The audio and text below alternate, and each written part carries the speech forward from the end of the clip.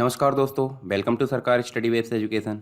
हम यहाँ पे एक नेक्स्ट शीट बनाना देखने वाले हैं एक्सेल में, जिसका नाम है जो सॉल्वेज वैल्यू है। मतलब एक प्रकार से आपको मैं समझाता हूँ। यहाँ पे आपने एक चीज़ सुना होगा, ह्रास, जिसे बोलते हैं डेप्रिसिएशन। क्या बोलते हैं? डेप्रिसिएशन। तो डेप्रिसिएशन को बोलते हैं ह्रास। ह्रास मतलब होता है मूल्य ह्रास। मान लो उदाहरण के तौर पे हम एक नॉर्मल उदाहरण लेते हैं। नॉर्मल उदाहरण से मतलब अभी हमने बाइक खरीदे कितने की? 1 लाख रुपए की। 1 लाख की हमने बाइक खरीदे। 1 साल बाद उसकी कीमत क्या 1 लाख रुपए रहेगी क्या? बिल्कुल नहीं।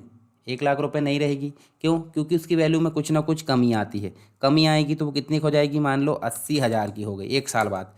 तो जब वो 1 साल बाद 80,000 की हो गई है तो उसमें कमी कितनी की आ गई? 20,000 की। तो जो 20,000 की कमी आई है उसको बोलते हैं डेप्रिसिएशन। उसी को क्या बोलते हैं? डेप्रिसिएशन। अब डेप्रिसिएशन क्यों आता है? डेप्रिसिएशन कुछ टूट फूट हो गया, पुरानी चीज़ हो गई, घिसावट हो गई, बहुत सारी चीज़ों के कारण जो है डेप्रिसिएशन आ जाता है। तो हम डेप्रिसिएशन को क्लियर यहाँ पे जो है कैलकुलेट करना देखेंगे। डेप्रिसिएशन आपको समझ में आ गया क्या है? मूल्यह्रास। तो यहाँ पे हम जो है नई सीट लिए। नई सीट को पहले रीनेम कर दो। रीनेम कर दी हमने क्या? डेप्रिसिएशन। मैं डेप्रिसिएशन करके ही हम लिख देते हैं डेप्रिसिएशन को कैलकुलेट कर रहा है। ठीक है, यहाँ हम लिख देते हैं क्या? हमारा आइटम का नाम क्या है? हमारा आइटम है एक प्रकार से, अगर हमने लिए हैं बाइक, तो बाइक हमने लिए हैं और बाइक लिए हैं तो जो इनिशियल कॉस्ट है क्या उसकी? इनिशियल कॉस्ट क्या है बाइक की? इनिशियल कॉस्ट मान लो 1 लाख रुपए है। 1 लाख रुपए बाइक की कॉस्ट है। और उसकी जो अंतिम वैल्यू है उसको बोलते हैं, देखिए शुरुआत की जो वैल्यू है उसको बोलते हैं इनिशियल कॉस्ट, और अंतिम वैल्यू है उसको बोलते हैं साल्वेज वैल्यू। साल्वेज वैल्यू कितनी हो गई? हम मान लीजिए कितने साल, चलिए यहाँ पे मैं जो है कितने साल लाइफ उसकी क्या होने वाली है, चलिए लगभग 5 साल में चलाऊँगा बाइक को। और उसकी साल्वेज वैल्यू यानी कि लास्ट में जो वैल्यू बचेगी वो क्या होने वाली है? 5 साल बाद उसकी वैल्यू सिंपल सी बात है कितनी हो जाएगी? 40,000 हो जाएगी। ठीक है, तो अब देखिए कितने हज़ार की डिप्रिसिएशन होगी? 60,000 की। तो क्या 60,000 एक ही बार में घट गए क्या? बिल्कुल नहीं। 60,000 घटे आपके 5 साल में। तो 5 साल में प्रत्येक साल में कितना आपका जो है यहाँ पे घटा है, या कितनी घिसावट या कितनी डिप्रिसिएशन हुई है, उसको हम कैलकुलेट करेंगे। और उसके लिए यूज़ होता है डीवी फंक्शन। तो यहाँ हम जो है इसको तो हम जो है एक प्रकार से सेंटर कर लेते हैं इस प्रकार, ये देखिए। और इस साइड में हम जो है ईयर लिख लेते हैं। ईयर के साइड में हम लिख लेते हैं डेप्रिसिएशन। क्या लिख लेते हैं? डेप्रिसिएशन, इस प्रकार। ठीक, यहाँ हमने डेप्रिसिएशन और ईयर में हम लिख लेते हैं 5 साल का कैलकुलेट करना, तो हम जो है 5 साल इस प्रकार लिख लेते हैं। अब 5 साल में प्रत्येक साल में कितनी घिसावट हुई है, इनको हम पहले यहाँ पे लिख लेते हैं क्या? मर्ज कर देते हैं और डेप्रिसिएशन सीट कैलकुलेट इस प्रकार से लिख देते हैं, कैलकुलेट डेप्रिसिएशन। डेप्रिसिएशन, ठीक है। इस प्रकार इसको भी हम थोड़ा सा बोल्ड कर देते हैं। बैकग्राउंड कलर हमेशा से डार्क करते आए हैं तो इसको भी डार्क करें। अन्याय किसी के साथ नहीं होना चाहिए, ये भी आपको ध्यान में रखना है। ठीक है, चलिए यहाँ पे और इनको जो है थोड़ा सा बोल्ड कर दीजिए। और यहाँ पे हमको जो है इसमें निकालना, पहले ईयर में कितना डेप्रिसिएशन आया, दूसरे में कितना आया, तीसरे में कितना आया, चौथे में, पाँचवें में, और टोटल कितना आया, यहाँ पे आपको टोटल निकालना है। ठीक है, तो चलिए इसको थोड़ा सा मैं यहाँ पे टोटल लिख देता हूँ। टोटल हम निकालेंगे, अभी टेंशन की बात नहीं है। तो आप पहले में निकालते हैं, तो आपको लगाना है डीबी। डीबी लगाए और डीबी लगाने के बाद ब्रैकेट स्टार्ट करना है। तो आपको कॉस्ट लिखना है। तो कॉस्ट कहाँ है? कॉस्ट है देखिए B3 में। B3 में आपकी कॉस्ट है। उसके बाद आपकी साल्वेज वैल्यू, साल्वेज वैल्यू क्या है? तो B5 में है, B5 में। उसके बाद आपका लाइफ क्या है? लाइफ क्या है? 5, तो आपको 5 लिखना है। देखिए B4 में कॉमा लगा कर आपको पीरियड देना है। तो पीरियड आपका जो है पहला, यानी कि आपको पहले ईयर के लिए निकालना है। तो कहाँ है पहला? कहाँ लिखा है? C3 में लिखा है, सॉरी C3।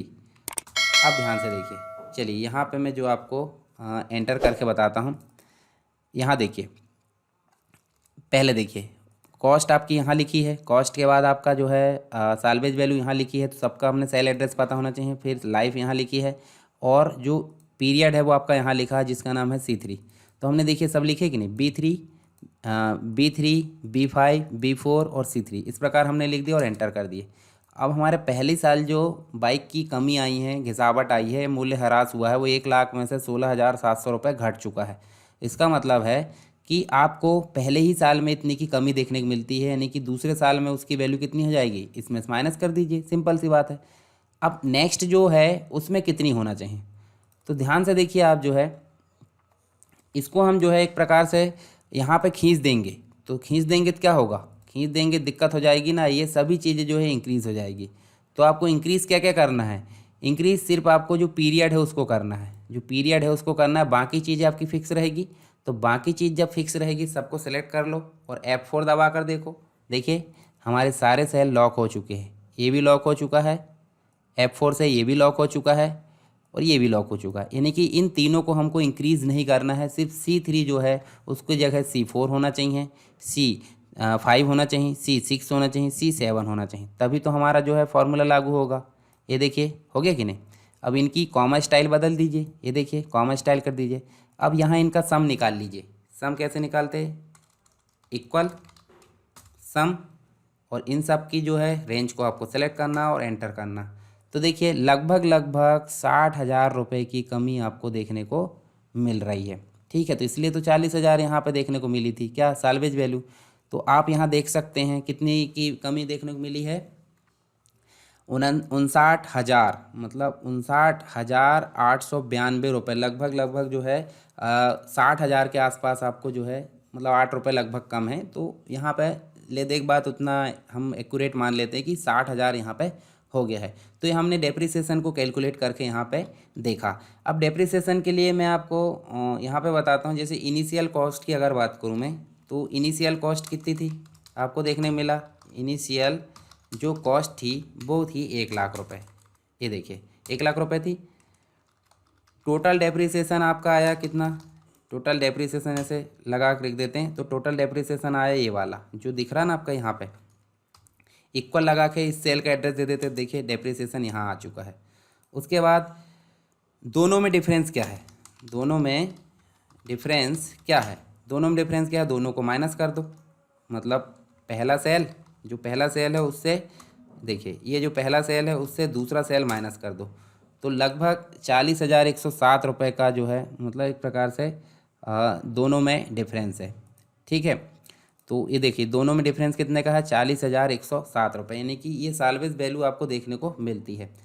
एक चीज़ और देखने को मिलती है, हम जो है ईयर वैल्यू हमने निकाल लिए कितनी कितनी हुई है हमारी। ठीक है, अच्छा हर साल कितनी वैल्यू है उसकी बची, मतलब हर साल, जैसे हम उदाहरण के रूप में यहाँ माने 1,00,000 रुपये पहले साल कितने को घटा दिए, 16,700 को, तो जो वैल्यू बची उससे डेप्रिसिएशन निकला, ये वैल्यू ये वाला आया डेप्रिसिएशन। इसमें से फिर उसको घटाए, मतलब जो टोटल वैल्यू है उसमें से ये डेप्रिसिएशन घटाए तो क्या वैल्यू बची, इसको भी हम कैलकुलेट करेंगे अभी। ठीक है, तो चलिए उसको हम कैलकुलेट करके देखते हैं। चलिए यहाँ पे हम जो है क्या करते हैं, एक सीट बनाते हैं, और सीट बनाने के बाद हम जो है जैसे पहले में हमने ईयर लिख दिए, और प्रत्येक वर्ष जो है उसकी वैल्यू क्या होनी चाहिए प्रत्येक ईयर में, रेट ऑफ जो है डेप्रिसिएशन, मतलब उसका परसेंटेज कितना होना चाहिए यहाँ पे हमको निकालना है। डेप्रिसिएशन का जो अमाउंट है वो हमने अभी निकाल लिया ऑलरेडी, फिर भी हम यहाँ निकाल लेंगे। और value after depreciation, value after depreciation क्या होना चाहिए, इन सब को जो है मैं क्या कर लेता हूँ, यहाँ पे ऑटो फिट कर लेता हूँ। ठीक है, ऑटो फिट करने के बाद थोड़ा सा इसको हम जो है फैला देते हैं, यहाँ पे इसको भी देखना चाहिए। तो पहला ईयर, दूसरा ईयर, तीसरा ईयर, चौथा, पाँचवा, 5 साल है टोटल। 5 साल के लिए हम यहाँ पे क्या कर लेते हैं, ये देखिए अब 5 साल है, तो 5 साल के लिए हम जो है इसको चलिए वैल्यू कितनी है टोटल, 1,00,000 रुपये। मतलब अभी की बात करें तो 1,00,000 रुपये यहाँ वैल्यू है, ये देखिए दिख रही, इसमें आपको 1,00,000 रुपये है। और अब हमको परसेंटेज निकालना है कि पहले साल में जो है परसेंट कितना आया था। तो ये जो दिख रहा है आपको सेल, ये देखिए जहाँ पहले साल में वैल्यू आई थी ये दिख रही है, जिसका नाम है D3। D3 में डिवाइड करना इस सेल को, और लास्ट में लगा देना है क्या, परसेंट। ठीक है, एंटर करना है। तो ये देखिए 16% के लगभग जो है यहाँ पे डेप्रिसिएशन आया। अगर मान लो मैं 16% को इसमें गुणा करता हूँ, चलिए यहाँ पे मैं जो है ये सेल दिख रहा है आपको ये वाला, इसमें गुणा करता हूँ इस सेल को, लास्ट में लगाते हैं परसेंट। तो एंटर करके देखेंगे 16,700 आ गया। अब 1,00,000 रुपये में से 16,700 माइनस करो इसमें, 1,00,000 में से 16,700 कहाँ लिखा उसको माइनस कर दो, ये आपकी वैल्यू आ गई वैल्यू आफ्टर पहले साल में, मतलब पहली वर्ष में 16,700 घटा दी 83,300 आपकी वैल्यू आ गई। तो दूसरे साल में क्या आना चाहिए, ये जो वैल्यू है यहाँ ओपनिंग में आना चाहिए। तो इसके सामने इक्वल लगाओ और इस सेल का एड्रेस लिख के लिख दो। अब यहाँ परसेंटेज को आपको खींचना है इस प्रकार, ठीक है, और इसको भी आपको इस प्रकार खींचना है, ठीक, और यहाँ पे भी इसको आपको खींचना है, ये देखिए, और इसको भी आपको यहाँ पे खींचना है। तो अब ध्यान से देखिए आप, आपकी जो सीट है वो बन चुकी है। पहले साल में वैल्यू इतनी थी, 16% डेप्रिसिएशन आया, तो ये आया डेप्रिसिएशन, वैल्यू आ गई इतनी। फिर नेक्स्ट वर्ष जब इतनी वैल्यू है तो उसमें 16% डेप्रिसिएशन, फिर वैल्यू जो इतना डेप्रिसिएशन आया तो इसको घटा दिए, ये नेक्स्ट वैल्यू। ऐसे धीरे धीरे करके जो लास्ट समय 5 साल बाद जो वैल्यू बची है बाइक की वो 40,107 रुपये बची है। तो इस प्रकार से भी हमने जो है इसको कैलकुलेट करके देख लिए, ठीक है। तो यहाँ आपको जो है डीबी फंक्शन का उपयोग करने को सीखने को मिला, ठीक है। डीबी फंक्शन कहाँ उपयोग करें हमने, ये देखिए डीबी फंक्शन, जिसमें हमने सेल को लॉक करना देखे। और डीबी फंक्शन का यूज़ कैसे करते हैं, 3 चीज़ें मुख्य रूप से होना चाहिए वहाँ पर देखिए, इनिशियल कॉस्ट, लाइफ और जो साल्वेज वैल्यू है। दूसरा नेक्स्ट ईयर के अंतर्गत जो पीरियड है वो लेना पड़ता है। आई होप आपको डीबी फंक्शन यानी कि डेप्रिसिएशन को कैलकुलेट करना आपसे बन गया होगा, ठीक है।